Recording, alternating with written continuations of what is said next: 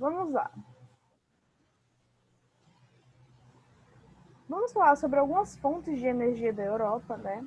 Vou deixar nosso slide aqui bem bonito para a gente falar um pouquinho sobre ele, sobre essas fontes de energia. Eu pedi para vocês, a gente vai ter 2 slides mais ou menos, mas a gente vai ter, tem aqui uma coisa riquíssima no livro que são tabelas. Então, olha, a primeira fonte de energia, né, que a gente vai falar é sobre as hidrelétricas. Qual é a parte complicada de produzir, de construir uma hidrelétrica? Mas quais são as vantagens também? Olha, a parte complicada é que exigem grandes investimentos, né? São grandes obras de engenharias aí para construir essa hidrelétrica. Nesse sentido, a Manutenção. infraestrutura é muito cara, mas depois de pronta, por décadas geram custos baixos, por causa da manutenção que fica baixa depois de construída. O investimento, o gasto mesmo, é para construir. Manter fica mais tranquilo, porque ela gera muita energia depois de um tempo, né? Mas isso também vai mudando, vai variando de acordo com o nível pluviométrico, ou seja, com o nível de chuvas. Tem vários impactos ambientais também com a construção de uma hidrelétrica, como, por exemplo, inundação, né? A gente tem que inundar áreas muito grandes para a construção dessa hidrelétrica. Então, florestas são extintas, cortadas ou submersas. Então, eu tenho danos ambientais muito grandes aí. Perda de biodiversidade, é claro, né? Nós temos aí a perda de árvores e de animais que moravam nessas florestas que são extintas a partir da construção da hidrelétrica. Nós temos aí gás metano e sulfídrico também na atmosfera sendo emitidos. Então, se jogar um fósforo, vai explodir tudo. Oi? Se tem gás metano, então acho que deve ser um nível baixo, porque se jogar um fósforo, Mas assim, explode. o nível que tem já é poluente, né? Na atmosfera. Perda de sítios históricos e deslocamento da população indígena. Então, muitas pessoas que moram nessa floresta, principalmente a população indígena, é deslocada, é retirada, né? Ali ninguém respeita a cultura, ninguém respeita o sentimento de pertencimento ao lugar dessas pessoas. Imagina, do nada, Nicole, chega uma pessoa na tua casa e diz assim, olha, Nicole, é o seguinte, a gente descobriu petróleo aí no teu terreno e você vai ter que sair de casa, você vai ter que procurar outro lugar para morar. De um dia para o outro. Assim, você vai ter que pensar, meu Deus, e agora? Minha avó mora do lado, meu amigo mora ali, eu moro perto da escola, eu vou ter que sair de tudo isso para um lugar que eu nem conheço. Então, acontece exatamente isso, é bem complicado, acontece exatamente isso, né, com as pessoas. Góis, o que andas fazendo aí tão concentrado? Me conta. Góis, diga aí agora. Ué, nada, eu tô aqui de boas. Ah, de boas. Vamos lá. Quais são as vantagens e as desvantagens das hidrelétricas? Olha, fonte, né, uma fonte de energia renovável, então isso é vantajoso. O processo de produção de energia não emite gases de efeito estufa, né, gases que vai causar grandes danos no efeito estufa. Só que as desvantagens é a variação na produção de energia, né, por causa da pluviosidade. Em épocas de estio, os reservatórios produzem menor quantidade. Outra vantagem, os reservatórios da usina podem ser utilizados para diversos fins, como consumo humano ou para irrigação agrícola, produção de peixes, camarões ou molúsculos, implantação de áreas de lazer e pousadas. Então, aquela retenção de água que eles fazem, essa parte aqui, ó, pode ser usada para inúmeras coisas. Só que eu tenho a perda da biodiversidade, animal e vegetal para construção. Então, eu tenho vantagens e desvantagens. Regulariza a vazão dos rios, mas causa soreamento das barragens. Ou seja, vai muito sedimento para as barragens, causando soreamento. Baixo custo de manutenção e de operação, depois dela pronta, né, da hidrelétrica pronta. Só que, por outro lado, a diminuição do volume de água dos rios. E não sofre com variação no preço do petróleo no mercado internacional. Só que aí eu tenho redução de espécies de peixes, tendo em vista que barreiras dos reservatórios impedem a piracema. Gente, estamos falando da Europa, né? A produção hidrelétrica, ela é bem vista em alguns países. Veja na página 177. Na Ásia, os grandes rios do planeta amarelo, né? o Yangtze e o Yangtze da China, ou o Ganges mesmo, eles propiciam, eles facilitam o surgimento de hidrelétricas ali, a construção de hidrelétricas. A China tem a maior geração do continente, né, de energia, seguida pela Rússia, Índia, Japão, Vietnã, Turquia e Paquistão. Já na Europa, os países que produzem energia elétrica são quem? São quais? E aí, pessoal, qual é aí? Suécia, França, Itália, Austrália, Espanha, Suíça, Noruega, Rússia. Isso. Principalmente por causa do relevo. Então, relevos acidentados facilitam, eles dão umas forças à queda de água e, consequentemente, também facilitam, ajudam na produção de energia. Vamos na página 179, para a gente falar sobre as fontes de energias termonuclear. Chernobyl. Todo mundo lembra de Chernobyl, né? Que página? Não, eu não me lembro. 179. Chernobyl. Melhor energia solar. 179 é? Isso.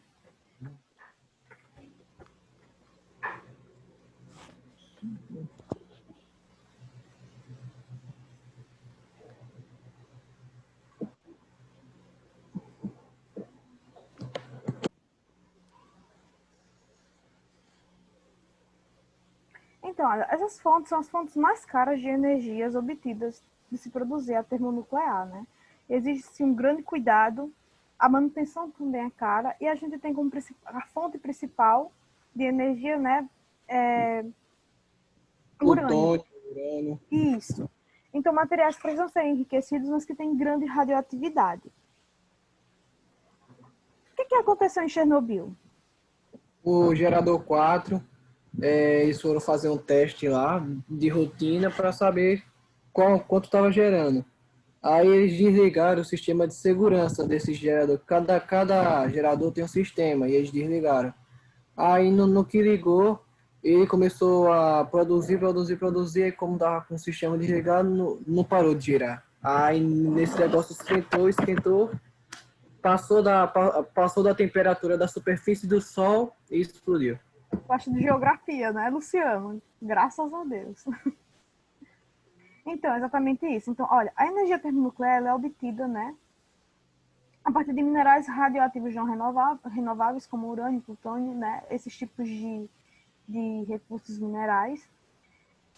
Se praticar de maneira correta, a gente não tem grandes danos. O problema é o seguinte, é o descarte do lixo radioativo na Terra, né, que ele vai para o oceano ou para o subsolo, mas é um material que demora muito, que os efeitos ainda duram tipo 250 mil anos dentro da Terra ou dentro do mar. Então, o efeito da radiação, é muito grande. E é um dos grandes problemas, né, da geração de energia termonuclear. Vamos lá na página 180 para a gente ver as vantagens e desvantagens dessa energia. Não contribui para o efeito estufa e outros fenômenos climáticos. Pode ler, Matheus. Góis, pra gente. Pode? Pode? Eu começo pelas vantagens ou ler da parte de cima? Olha, você lê as vantagens e o Luciano lê as desvantagens. Eu não posso não. Ah, o Luciano pode não? Sim. Ah, não tem livro. Vamos lá, quem gostaria de ler com o Matheus?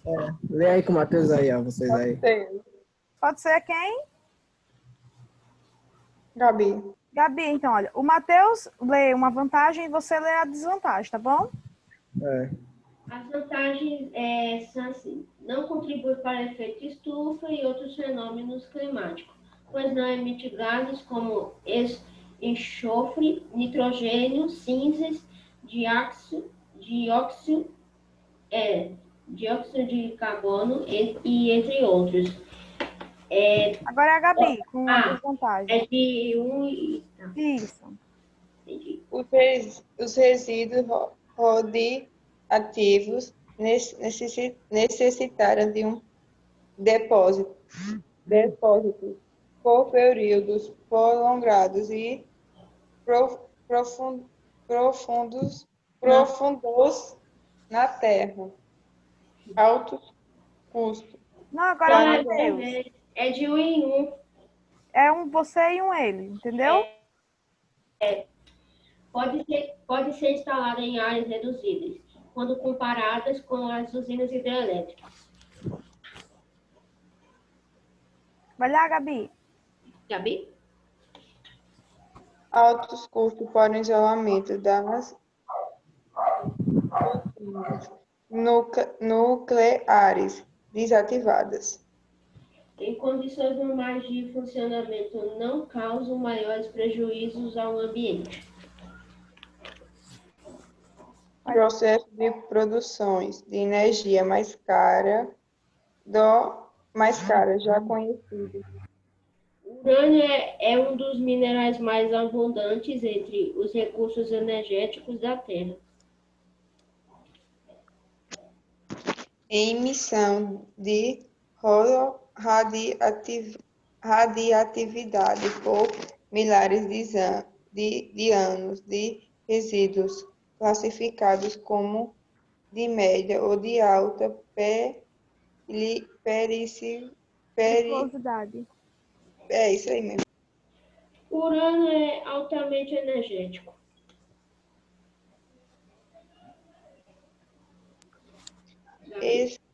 Escase e locais apropriados para o armazenamento de grandes toneladas de resíduos radioativos. Radioativos. Olha, Matheus. Opa, facilidade de transporte e manipulação do urânio e dos resíduos radioativos devido ao seu tamanho reduzido. Quando ocorrem desequilíbrios nos processos de funcionamento e produção, pode causar acidentes que interferem em roubo. Não vai, cara. Gente, pode desligar o áudio, por favor? Vamos Quem lá. tá com o áudio ligado aí? Era uma... Eu nem vi, eu desativei o som. Será que era a Gabi? Não, não era não, a Gabi. A Gabi não era. Acho que era o Matheus Barbosa. É o Matheus Barbosa. Gente, então, olha, a gente tem todas as vantagens e desvantagens. A gente vê que é uma energia super cara, que tem sim suas vantagens, mas se alguma coisa der errado, as consequências são muito grandes, os danos são muito grandes e duradouros. Então, e aí a gente tem uma tabela, né? Olha, se na eletricidade a gente tem China e Brasil liderando com primeiro e segundo lugar, na energia termonuclear nós temos os Estados Unidos e a França liderando esse ranking. O Brasil também tem energia termonuclear em vários países do mundo, né, em vários continentes, produzem energia termonuclear. Fontes de energia termoelétrica. Como é que acontece?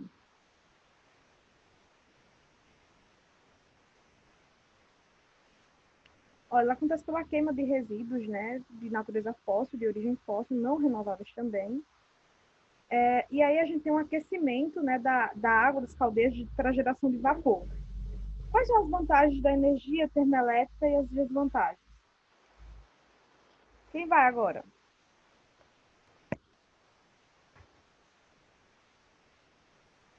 Eu posso ir? Quem? Emily Esther. Emily, vamos lá, eu e você? Vai nas vantagens e eu vou nas desvantagens, tá bom? Certo. Rápido processo de montagem e desmontagem, podendo ser deslocada para qualquer lugar em que haja necessidade. É produzida a partir de recursos não renováveis. Poluição atmosférica por gases de efeito estufa e causadores de chuvas ácidas. Pela facilidade de construção, é instalada próxima aos centros de consumo, sejam urbanos ou industriais. Pode ler o segundo também, está no mesmo quadro. Atende bem aos países que não possuem diversidade de recursos energéticos. O descarte da água utilizada no resfriamento das turbinas causa desequilíbrio na fauna e na flora de rios e oceanos, com perdas de biodiversidade. Vamos lá. E não depende de estruturas gigantescas e caras e não consome recursos hídricos. Mas tem altos custos na produção para países que não são ricos em combustíveis fósseis, como carvão mineral ou gás natural, por exemplo.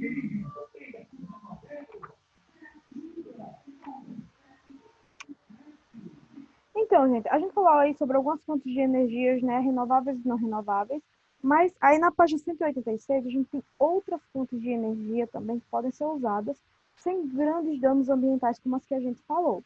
Olha, se a gente tem a hidrelétrica, por exemplo, a gente tem uma perda de biodiversidade muito grande pela contenção da água. A energia nuclear, a gente tem os perigos, né, de algo dar errado e a gente ter a radiação aí atuando por muito tempo, causando diversos efeitos. Além da caristia, né? É super caro instalar uma termoelétrica. Uma termonuclear, perdão. Já falando da termoelétrica, a gente tem, né, o uso de fontes não renováveis, como carvão, né, que tem que aquecer as turbinas, mas eu também preciso de muita água para resfriar. Então, existem as vantagens e as desvantagens. E agora a gente está falando de uma fonte de energia renovável, né, que são energia eólica, por exemplo, energia solar, como acho que foi o Luciano ou foi o Matheus que falou, olha, bom mesmo é energia solar.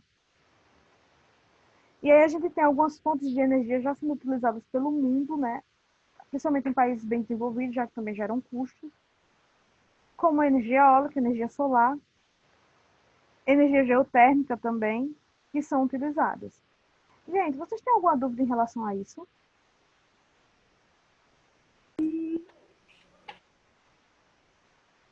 Não?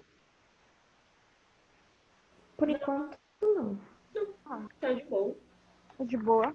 Então, meus amores, olha, hoje nós encerramos a Europa. Tem alguma coisa, indústria, em relação à indústria, comércio, aspectos físicos, clima, vegetação, relevo da Europa. Vocês têm alguma dúvida? Tá de boa. Ótimo. Então, a próxima aula a gente já vai começar. Outro continente, capítulo 6, que é a diversidade natural da América. E aí a gente vai pegar um pouquinho pesado nesse capítulo, porque ele é enorme. E fala sobre o nosso continente, né? Vamos falar sobre a América Latina, América Anglo-Saxônica, sobre como é dividida a América. Então, próxima aula a gente vê isso, tá bom? Eu vou fazer a chamada de vocês e vou liberar vocês, para vocês terem um tempinho para aula de gramática, tá bom? Isso se tiver aula de gramática, porque a professora